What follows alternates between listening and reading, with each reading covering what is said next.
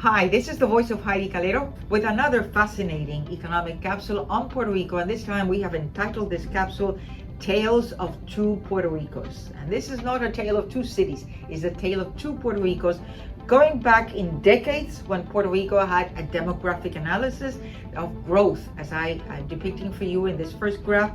That's the annual growth by decades, the average growth by decades in the 1960s when it was 0.6%, up to 1980 when it grew 1.7% annually during that decade, then started declining in terms of its growth until the decade of the 2000s when it was 0.8%, still climbing in population. But by 2010, no, Puerto Rico was not growing its population. On the contrary, it was reducing its population.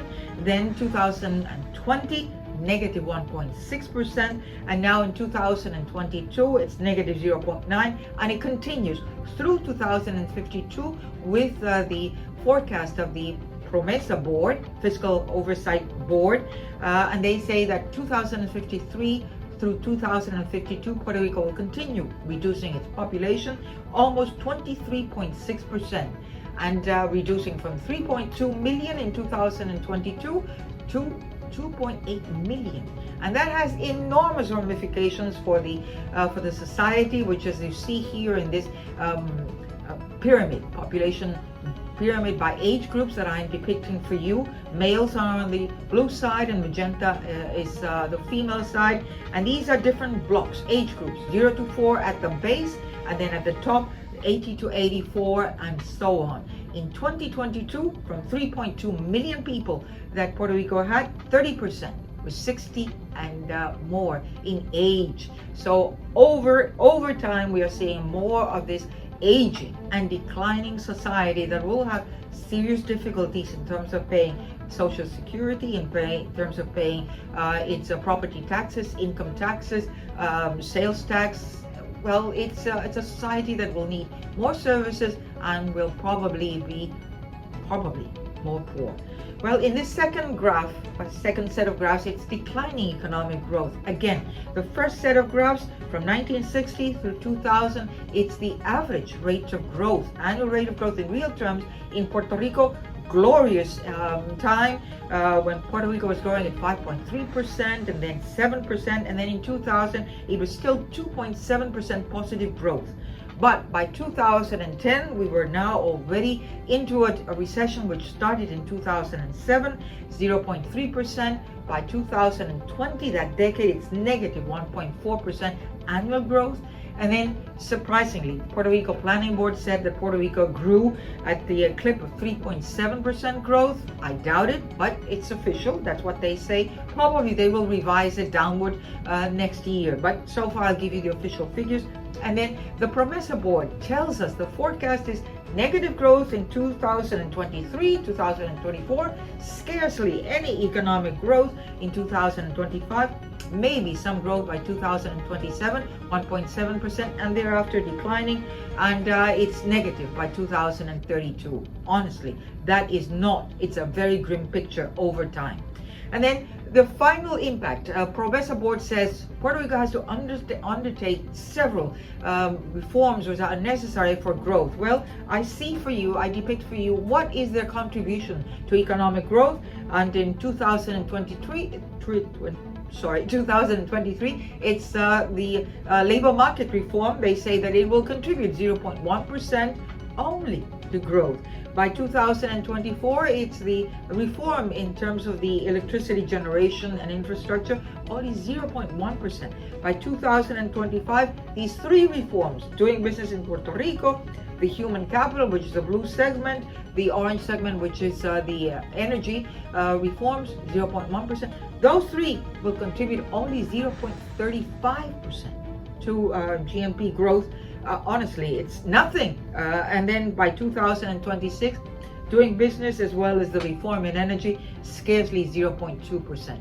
So not much hope for those structural reforms that are necessary to really propel Puerto Rico into positive economic growth. And then let's look at labor market, because that is really a very eloquent proxy for what is happening in the economy. Again, let's look at decades of economic growth in terms of the labor market? Well, the 1980s, the manufacturing employment was 137,000 jobs. It's a blue line, and by 2000 it had grown to 165,000. Then in construction we had 56,000, which is the orange line, and it went up to 60,400. And then the gray line is agriculture, with 43,000 in 1980, down to 33,000 by the decade of the 2000s. And then services continuing to increase, and this yellow mustard, 121,000 through 254,000. Let's move forward then to the decade of 2010.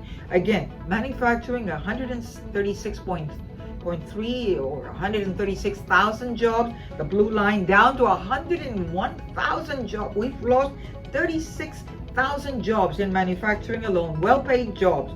In construction, we've lost also 84,000 in 2010 to 55,223, and we do need a lot of hands in construction for reconstruction after Hurricane Maria, after the earthquakes, and after more of the hurricane.